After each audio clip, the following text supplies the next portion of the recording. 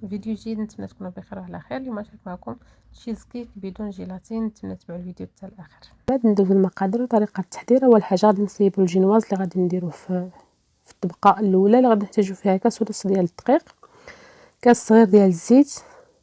بالنسبه لهذا الكاس كيعبر نص كاس ديال العنبه، مازال غادي نعبر لكم باش تشوفوا شحال. عندي كاس صغير ديال الماء سخون، الماء يكون سخون يكون طايب. هنا غادي نعبر لكم باش تشوفوا هذا الكاس صغير من ديال العنبه، هو ديال العنبه ولكن ديال العنبه الصغير. الا درتو هذا الكبير هذا ديال العنبه كديروا نص كاس، كتعبروا المقادير كديروا نص كاس. فقط الدقيق هو اللي عبرته بكاس الكبير ديال العنبه، المقادير الاخرين راني عبرتهم بكاس صغير.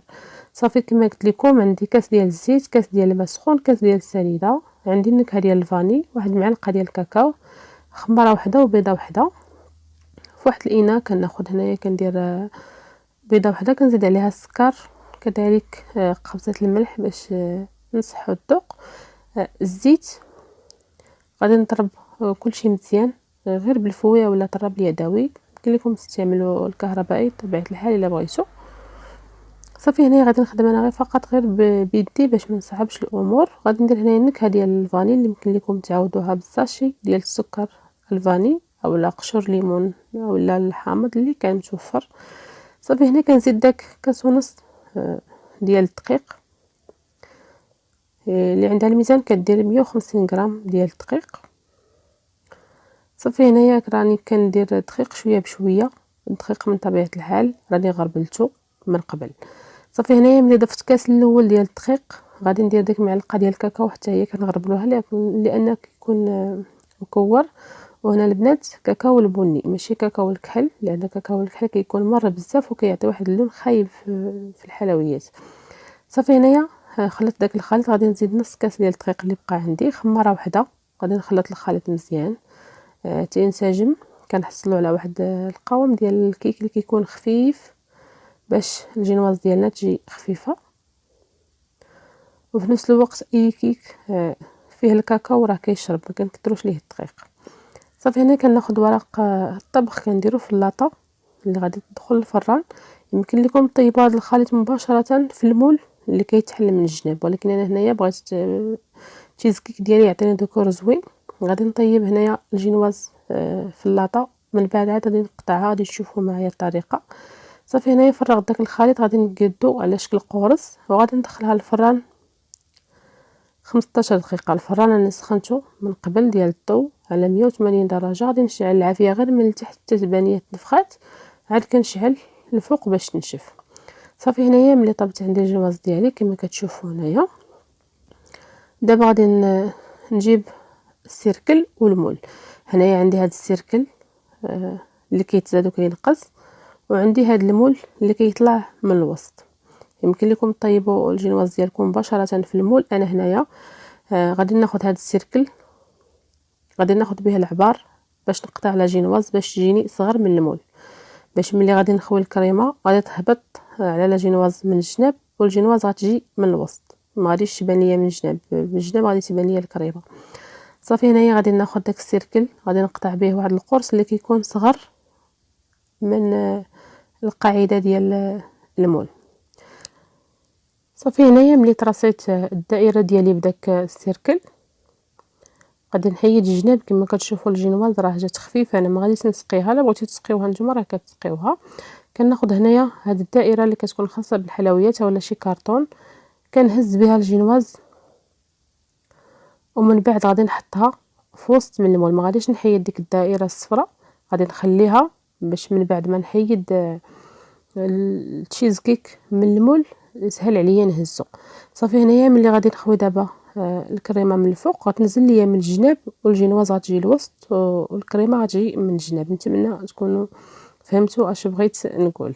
صافي هنا بالنسبه للكريمه، الكريمه راه اقتصاديه البنات وسهله. عندي هنا 600 غرام ديال الحليب، يعني نص سيترو زائد واحد الكاس، مع 3 المعالق كبار ديال المايزينا، 3 المعالق كبار عامرين ديال الدقيق، واحد دانون كريمي، 2 كيريات، العلبه ديال الشونتيي، وعندي السكر اللي كيبقى على حسب الذوق.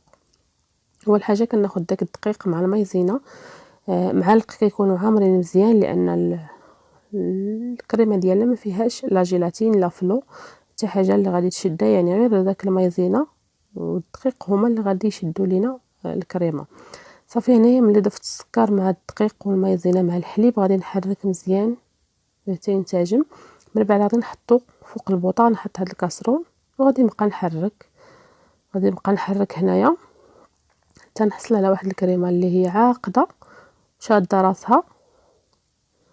ملي غادي تبان ليا بدات كتشد راسها غادي نضيف هنايا الكيري، اولا استعملوا اي نوع ديال الجبن عندكم، سواء مثلث سواء مربع سواء ديال العلب. صافي هنا البنات ملي بانت لي الكريمه راه كتعقد راني ضفت عليها كما شفتوا معايا كيري. صافي طفيت عليها، ضفت عليها هنايا ياغورت وضفت ديك العلبه ديال الشونتيي ما تصورتش ليا. صافي هنايا ضفت 100 غرام ديال الفخومبواز، هو اللي عطى داك الديكور اللي شفتوا معايا في الجناب، ديكور زوين وحتى المذاق كيعطي واحد المذاق زوين. صافي هنايا راني فرغت داك الكريمه فوق الجينواز. انا حيدت الفيديو لكن حنيت راسي بزاف، الكاميرا جات عاليه المهم بنت كامل في الفيديو وحيدت داك المقطع من الفيديو فاش بديت كنخوي الكريمه فوق الجينواز. صافي البنات هنايا راني خويت الكريمه كما شفتوا معايا، ودابا كنقاد ليها وجهها مزيان باش تستوى. انا لا جينواز راه ما سقيتهاش، الا بغيتو تسقيوها راه كتسقيوها. جات لا جينواز خفيفه ما تحتاج لا تسقى لا والو. صافي هنا كينمسح الجناب كما شفتوا معايا، غادي نحطها في الثلاجه تنصيب الطبقه الثالثه. بالنسبه للطبقه الثالثه غادي نحتاج هنا هاد جيلي، اولا يمكن لكم تستعملوا الفلون اللي بغيتو نتوما راه تستعملوا هذا. كيكون في محلات التجاريه الكبرى بحال الفلو تقريبا نفس الطريقه باش كيستعملوا بجوج، غير هذا كنخلطوه مع الماء والاخر مع الحليب. صافي هنا خديت 2 كيسان ديال الماء عباره بكاس العنبه، غادي نفرغ فيهم داك الكيس كامل بالنكهه ديال الفريز، فيه نكهات بزاف. غادي نحطو فوق البوطه مع التحراك حتى يغلى ليا هذا الخليط. صافي كنطفي عليه نفس الطريقه باش كنصايبوا الفلو، باش كنصايبوا حتى هاد جيلي حتى هو زوين. فيه الليمون فيه الحامض فيه بزاف النكهات اخرين مبقاش عاقله، زوين مغاير هكا في لي كيك. صافي هنايا ملي غلى ليا الخليط دابا غادي نجيب داك الخليط اولا التشيز كيك اللي في المول، غادي ندير معلقه وغادي نخوي الخليط شويه بشويه باش ما يتحفرش ليا الكريمه. صافي انا غادي نفرغ داك الخليط كامل وغادي نخليه هنا فوق البوطاجي حتى يبرد حتى يشد راسو، عاد غادي ندخلو للثلاجه كما شفتوا معايا كيعطي واحد اللون زوين. صافي البنات هنا دخلتها للثلاجه خليتها ساعه المكانه حتى بردات وداك جيلي شد راسو. غادي ناخذ الموس غادي ندوزو من الجناب بهذه الطريقه هذه. من بعد غادي نغطيها وغادي نردها للمجمد 6 ديال السوايع. كندوزو الموس هو الاول حتى كنتاكدوا ان تحيدات من الجناب، عاد كندخلوها. انا كندخلها المجمد 4 حتى 6 سوايع حتى كتجمد، لان ما فيهاش لا جيلاتين اللي غيشدها وما فيهاش الفلون، يعني الكريمه راك شفتوا كيفاش خدمناها. صافي هنا التزيين كيبقى اختياري. انا خديت الشوكولاته ابيض درت واحد البلاستيكه درت به الزيكزاك وحطيت واحد النص ديال الفريزه. واصلا الشكل ديال هذاك الفخومبواز كيبان مع البيض كيعطي واحد الشكل اللي غزال بزاف.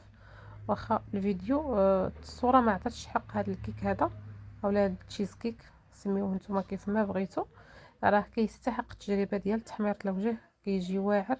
ونتمنى تجربوه وتردوا عليا الخبر كيف جاكم، يعني كيستحق التجربه. وما تنساونيش من لايك الفيديو الا شفتوا الفيديو كيستحق، ما تنساوش ديروه لايك وتبارطاجيوه مع الأحباب والأصدقاء. خليتكم على خير إلى الفيديو القادم بإذن الله. السلام عليكم.